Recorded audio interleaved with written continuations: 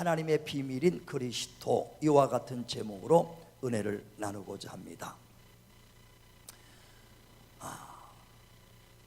요한복음 14장 6절에 보면 예수께서 내가 곧 길이요 진리요 생명이니 나로 말미암지 않고는 아버지께로 올 자가 없다 그랬습니다. 다시 말하면 예수를 통하지 않고는 하나님을 배울 수 있는 사람이 하나도 없다는 것입니다. 또 요한복음 10장에도 보면 10절에 그 예수께서 7절에 말하기를 나는 양의 문이니 나를 넘어가는 자는 절도요 강도라. 예수만이 그 양의 문이기 때문에 예수를 통해서만이 하나님 앞에 들어갈 수 있다는 것을 말하는 것입니다.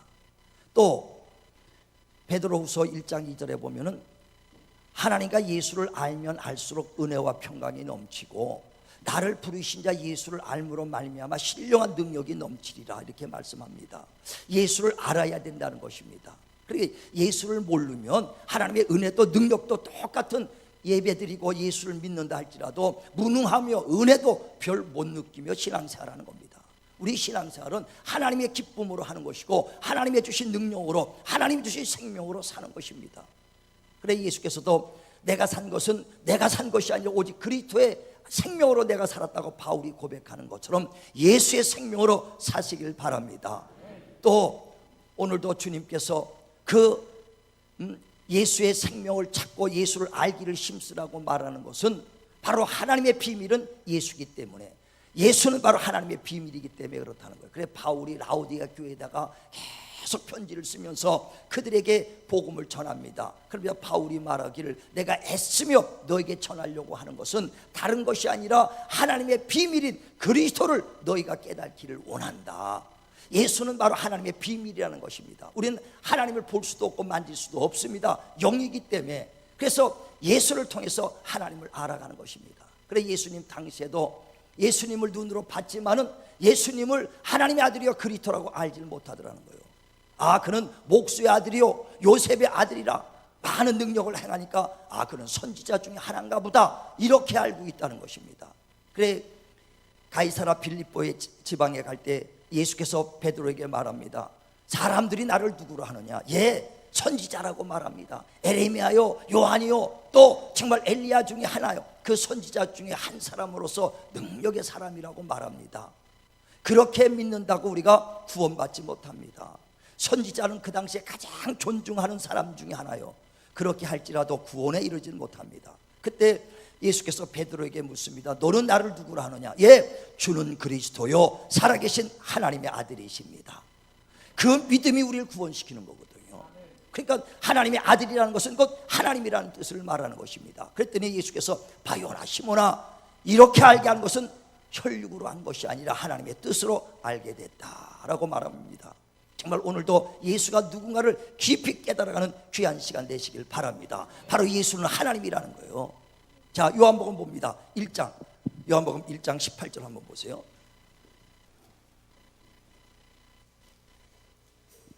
자, 시작. 본래 하나님을 본 사람이 없으되 아버지 품속에 있는 독생하신 하나님이 나타내셨느니라. 하나님이 나타났다는 거예요. 근본 하나님을 본 사람이 없어요. 그러나 아버지 품속에서 독생하신 아들이 나타났다는 게 아니라 독생하신 하나님이 나타났다. 바로 예수는 하나님이라는 것을 말씀합니다. 그래 요한복음 1장에도 태초에 말씀이 계시니라. 이 말씀이 하나님과 함께 계셨으니 이 말씀이 곧 하나님이시라. 그가 14절에 말하죠. 말씀이 육신이 되어 우리 가운데 거하심에 독생자의 영광이요 은혜와 진리가 충만하더라. 그가 육체돼서 이 땅에 나오셨다는 거예요. 다시 말하면 볼 수 없는 하나님을 우리에게 보여주셨다는 것을 말합니다. 요한일서 1장 1절에도 태초의 생명의 말씀에 관하여는 우리가 눈으로 본 바요 귀로 들은 바요 손으로 만진 바라. 이런 아버지와 함께 계시다가 우리에게 나타나신 바 됐다는 것입니다. 그 예수가 이 땅에 나타나신 것은 곧 그는 하나님이 볼 수 없는 하나님을 우리에게 보여주시고 나타냈다. 그래서 눈으로 보고 손으로 만지고 귀로 들은 바가 되라 확실하게 증거해 주신 분이 곧 예수시라는 것을 말씀하는 것입니다. 그러므로 예수를 본 자는 하나님을 본 거고 예수를 믿는 자가 하나님을 믿는 것인 것을 깨달으시기를 바랍니다.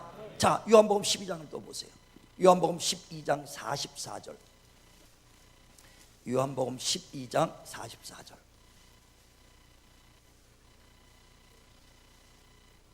요한복음 12장 44절 시작.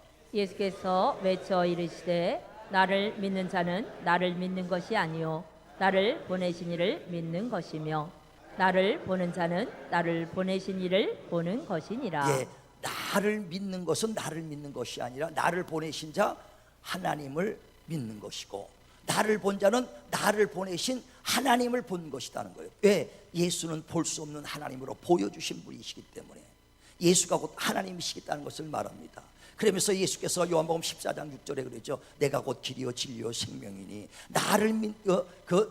나를 통하지 않고는 아버지께로 올 자가 없다. 그랬더니 빌립이라는 사람이 말하기를, 예수님 그러면 아버지를 좀 보여주시옵소서.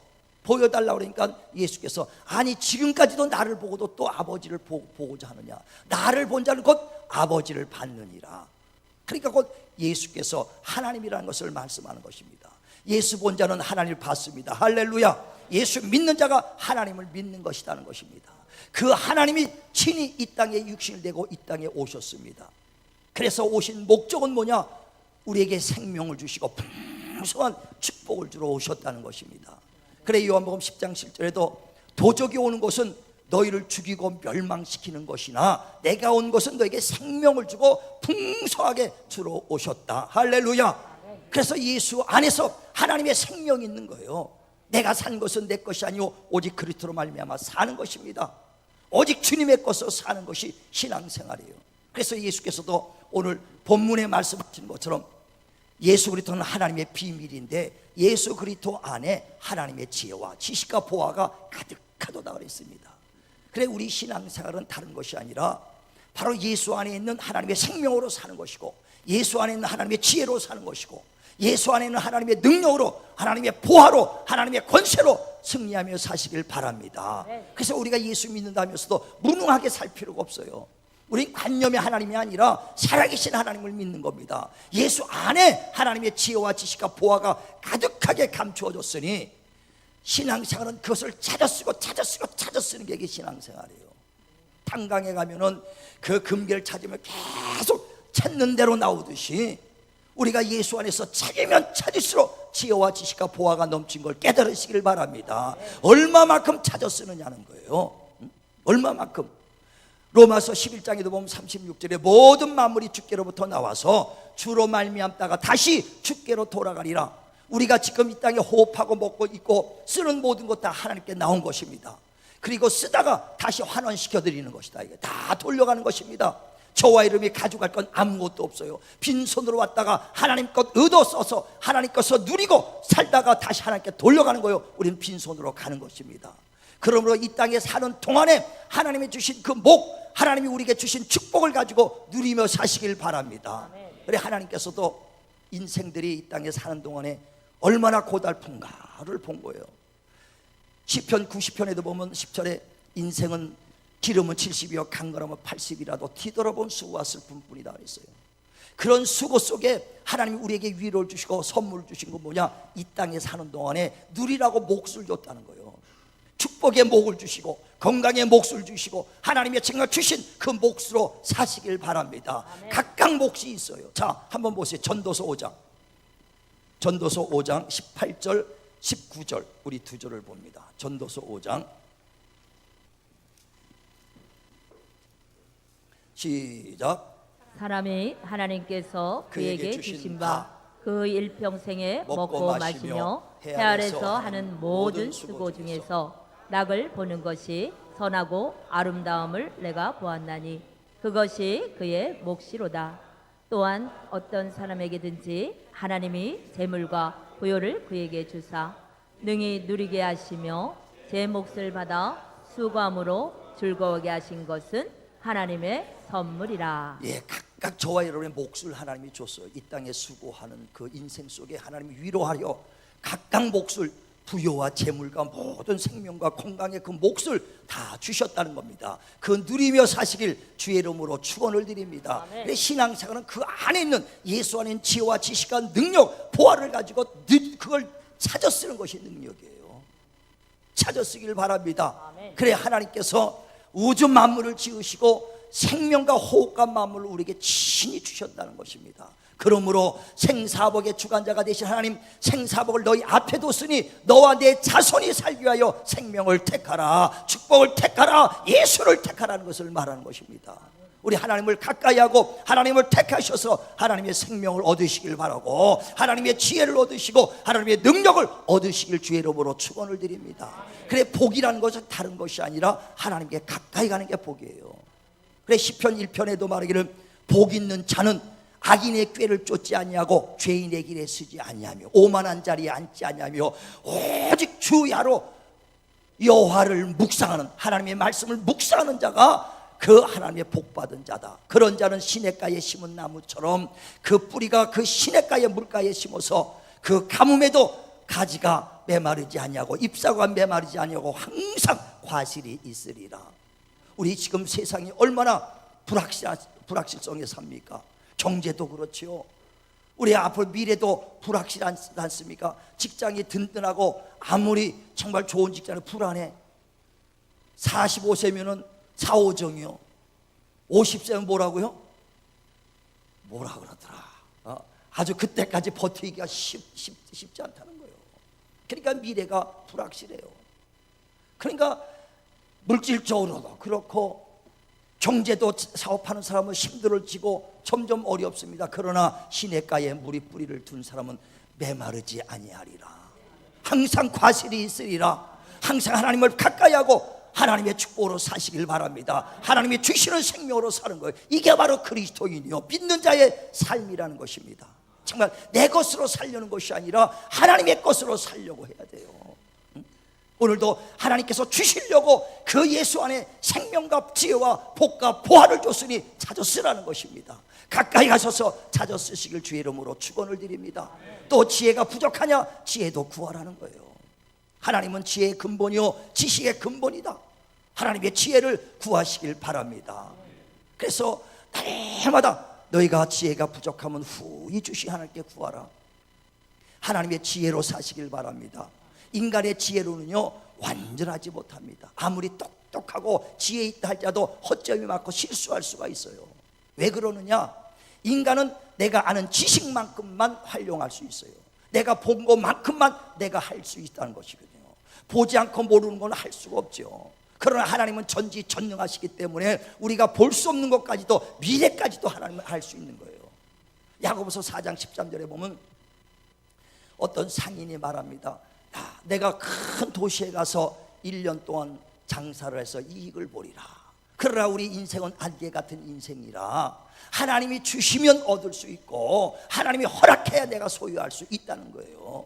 아무리 우리가 큰 사업을 하려고 할지라도 하나님이 이끌어 주셔야 되는 겁니다. 지혜라는 게 뭡니까? 분별력입니다. 분별력. 내가 살 길인지 죽을 길인지를 분별할 수 있으면 살 수 있어요. 그런데 불나방처럼 죽는 길인데도 모르고 막 뛰어드는 사람이 얼마나 많습니까? 가야 될 길인지 서야 될 길인지. 그래서 요즘 그러잖아요. 낄끼빠빠라고 그러잖아요. 낄 때 끼고 빠질 때 빠지라고. 낄끼빠빠. 그러니까 내가 이 선택을 할 줄 알아야 된다 이거예요. 그게 지혜거든요. 우리 자녀들에게 지혜를 가르치시길 바랍니다. 지혜만 있다면 부도나지 않아요. 안 될 때다 투자하지 않거든요. 될 때다만 투자하시길 바랍니다. 되는 길로만 가시길 바랍니다. 이게 지혜거든요. 솔로몬이 기도하면서 다른 것 얻지 않았습니다. 하나님 내게 지혜를 더하여 주소서. 지혜를 분별할 수 있는 지혜를 달라는 거예요. 지혜. 우리가 만약에 인생에 두 길이 있다면 하나는 아스팔트가 아주 그냥 대로가 있습니다. 한쪽은 진흙탕이요 자갈밭이 쫙 깔려 있어요. 여러분 어느 길을 택할 거겠어요? 어느 길 택할래요? 당연히 대로길 택했죠. 그런데 쭉 가다 보니까 1km 딱 지나가니까 그냥 막 자갈밭에다가 진흙밭에다가 막 낭떠러지가 있네. 그걸 모르는 거예요. 이쪽은 진흙밭인 줄 알고 갔더니 바로 1m만 갔더니 대로가 있다 이거. 이걸 누가 합니까? 하나님은 아시는 거예요. 그래서 너희가 내 지혜로 하지 말라는 거예요. 하나님의 지혜를 구하시길 바랍니다. 그래 이사야서 55장에도 보면 8절에 사람의 생각과 하나님의 생각은 다를지라도 하나님의 생각이 옳다. 내 길과 하나님의 길이 다를지라도 하나님의 길이 높고 옳다는 거예요. 하나님의 길을 쫓으시길 바랍니다. 하나님의 지혜를 쫓으시길 바랍니다. 마태복음 11장에 보면 11절에 천국에서 가장 미련한 자가 이 땅에서 가장 지혜로운 자보다 크다는 거예요. 아무리 이 땅의 지혜가 아무리 크다 할지라도 천국에서 온 하늘의 지혜는 따라갈 수 없다는 겁니다. 저도요, 예수 믿기 전에 혼자 아주 인생을 좀 살아보려고요, 역학을 공부해서 왜겠느냐, 미래를 좀 알고 살려고.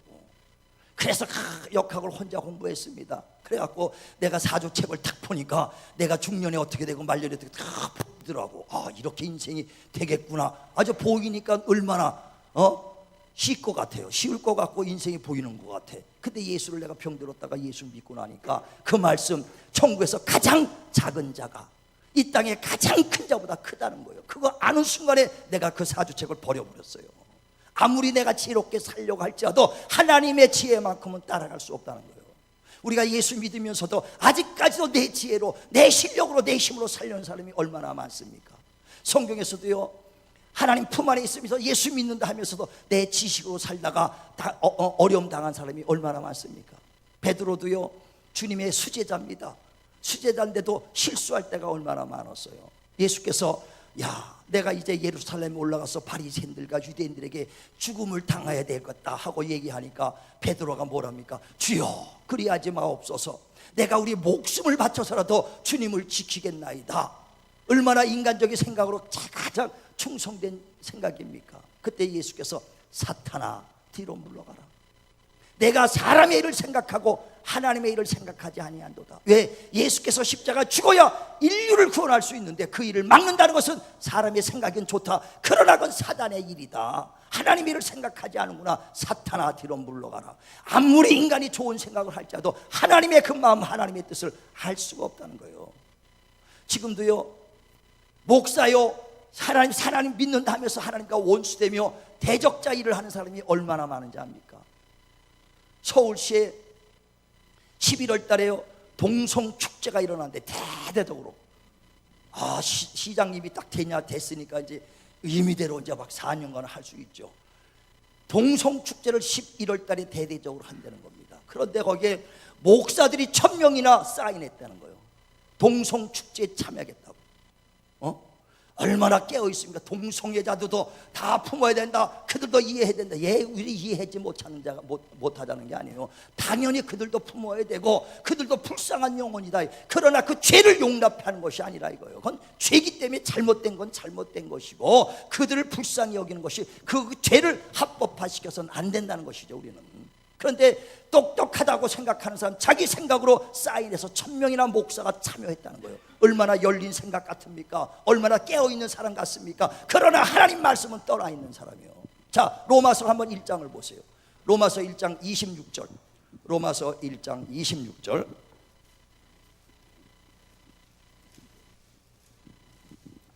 자, 같이 한번 읽습니다. 시작. 이 때문에 하나님께서 그들을 부끄러운 욕심에 내버려 두셨으니 곧 그들의 여자들도 순리대로 쓸 것을 바꾸어 영리로 쓰며 그와 같이 남자들도 순리대로 여자 쓰기를 버리고 서로 향하여 음욕이 부릴 듯하며 남자가 남자와 더불어 부끄러운 일을 행하여 그들의 그릇 때문에 상당한 보응을 그들 자신이 받았느니라. 남자를, 여자가 여자를 그 부끄러운 일을 행한다는 거예요. 그래서 그 뒤에도 보면 그들에게 그 정죄가 있고 영원한 사망의 길을 잇는다는데, 어떻게 나는 깨어있다라고 생각하지만 자기 생각으로 동성애 참여한다고 1000명이나 사인했던 목사들, 굉장히 깨어있는 것 같아도 하나님의 말씀에 떠난 자들하는 거예요. 어떻게 그걸 합법화시키려고 하느냐는 거죠. 이와 같이 내 생각으로 하다가 멸망한 사람들이 얼마나 많습니까? 사울 왕은 자기가 뜻대로 정말 그 잡아온 짐승을 하나님께 제사 지내렵니다. 하나님은 다 죽이라고 말했지만 내 생각으로는 이 재물 가지고 제사를 드리면 하나님이 기뻐할까? 내 생각으로 사울 왕이 하잖아요. 그때 사무엘을 통해서 순종이 제사보다 낫고 하나님 말씀 듣는 것이 수양의 기름보다 낫지 않습니까? 책망하는 것을 볼 수 있습니다. 우리의 생각으로 하나님을 기쁘게 할 수가 없다는 거예요. 하나님의 모든 세상의 일도 마찬가지입니다. 그러므로 너희가 모든 경영을 하나님께 맡겨라. 하나님께 맡기시길 바랍니다. 여러분 매일 아침마다 사업장 나가면 기도하시길 그리고 시작하시길 바랍니다. 직장 나가면 기도하고 시작하시길 바랍니다. 내게 부족하오니 하나님 내게 지혜를 주세요. 내게 명철을 더하게다 기도하시길 바랍니다. 저도 맨날 새벽마다 기도하는 건 다른 게 아니에요. 하나님 목회 지혜와 지식과 능력을 주세요. 하나님 목양의 지혜와 지식과 능력을 주세요. 왜? 알아야 가르치니까. 하나님 경영의 지혜와 지식과 능력을 주세요. 교회도 경영해야죠. 그 짧은 살림 가지고 끌어나가야 될 거 아닙니까? 경영이에요. 다 그 지혜입니다. 하나님께 지혜를 구하시길 바랍니다. 지혜를 구해야 돼요. 후히 주시고 꾸짖지 않는 하나님께 구하시길 바랍니다. 또 여러분, 저와 여러분이 이 땅에 사는 동안에 환난과 핍박과 어려움이 얼마나 많습니까? 그럴 때마다 하나님의 능력을 의지하시길 바랍니다. 예수께서 말씀합니다. 내가 세상을 이겼다는 거예요. 너희가 환난을 받을 때 내가 이 말을 하는 것은 너에게 평안을 주려 하려함이니 내가 세상을 이겼다.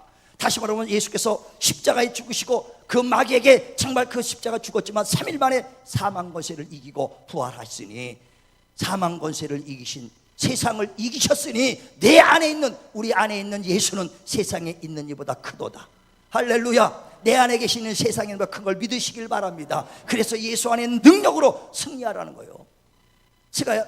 스가랴 4장 6절에도 사람의 힘으로 능으로 할 수 없는 건 하나님의 힘으로 할 수 있다고 했어요. 하나님은 할 수 있으니 그의 힘과 그의 능력을 의지하라는 거예요. 우리가 큰 바위를 옮기려면요 밀어도 안 됩니다. 예전에 보니까 설악산 흔들바위 흔들리는데 신기하게 안 넘어지더라고요. 그래서 난 그랬어요. 저기다 지렛대를 좀 먹고 잡아당길까, 이러면 넘어질 것 같으니까.